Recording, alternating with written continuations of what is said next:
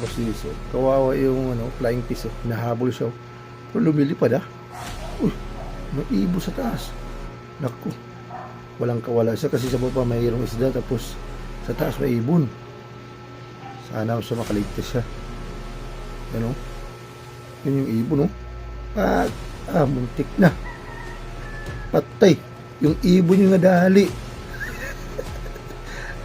Imbis yung nakain tuloy yung ibon. Kaligtas siya. Laki pa naman humahabol sa kanya. Patay siya. Tingnan mo lang. Ay, nakawala yung isa. Grabe, tumalon na. Ang taas tumalon na. Ang daming flying fish. Sige. Yun naman. Nadali talaga siya. Huli siya, wala siya kawala. Yung ibon patay, nadali rin. Naliligo lang.